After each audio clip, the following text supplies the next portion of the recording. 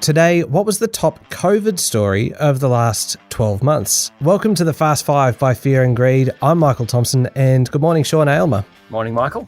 Good morning, Adam Lang. Good morning, Michael.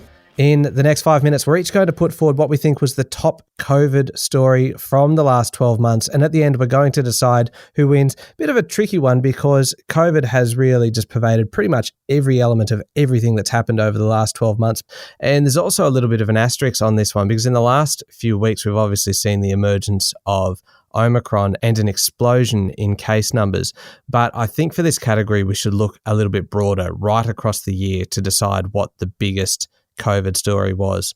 So let's get into it. I think I'll actually kick us off today. I think I've got a pretty good one because I want to talk about the vaccination rollout. The vaccination rollout has been the top story this year because you have to compare where we were 12 months ago, where really there were no vaccines available for anyone in Australia. As the year went by, the federal government and Scott Morrison were heavily criticised for a really slow rollout. Countries like the UK and the US were really going for it, and the Prime Minister said that it wasn't a race, and it was a race. He got that wrong. We had a really slow start. The big issue here was availability. Everybody wanted Pfizer, largely because of a blood clot issue affecting a small number of people with AstraZeneca. I don't think anyone 12 months ago would have imagined or could have even possibly imagined that we would now have individual states and territories past the 90% double jab mark. Companies like SPC and Qantas and plenty more issuing vaccine mandates were controversial, but certainly helped get those numbers up. And the anti-vax movement is really shrinking now as the number of people that are vaccinated grows. It's the biggest story, I think. It is the absolute top COVID story of the last year because without vaccinations, we wouldn't be getting back to normal. Shops, restaurants open, travel's back on the agenda, and that is all because of vaccinations, the breakthroughs that we've had and the rollout in the last 12 months. What do you reckon, Adam?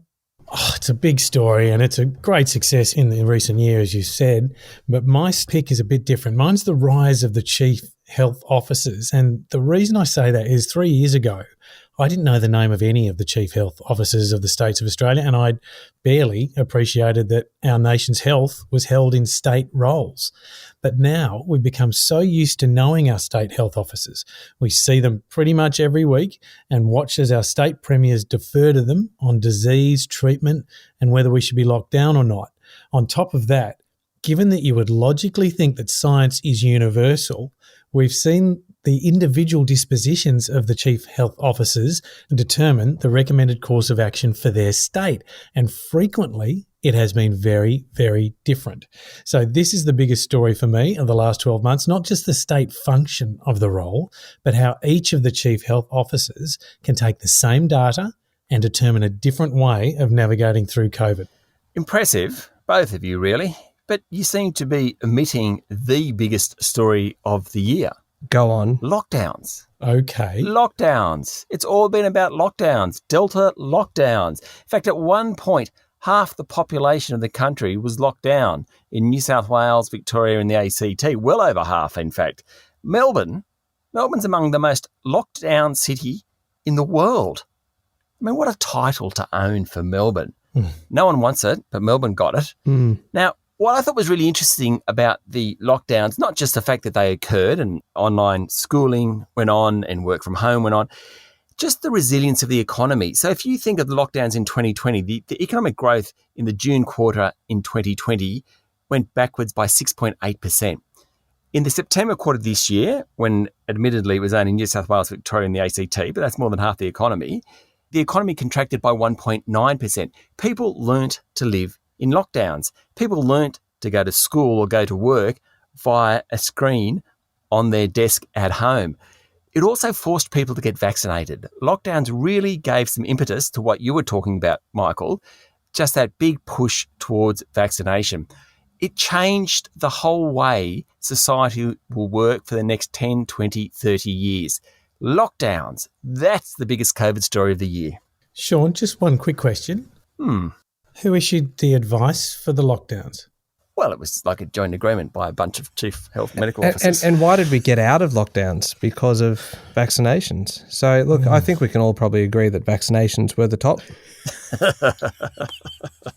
I'll take that laugh as an agreement. No, totally not. I'm actually going to make the ruling here. Look, to be honest, lockdowns was in 2020 and 2021, so I'll concede that one. I think the chief health officers is fascinating, but it hurts me to say, Michael, you're right. The vaccination breakthroughs and rollout, really the biggest COVID story of 2021. Thank you very much. And thank God we've all got them. Yes, absolutely. Thank you very much, Sean. Thanks, Michael. Thank you, Adam.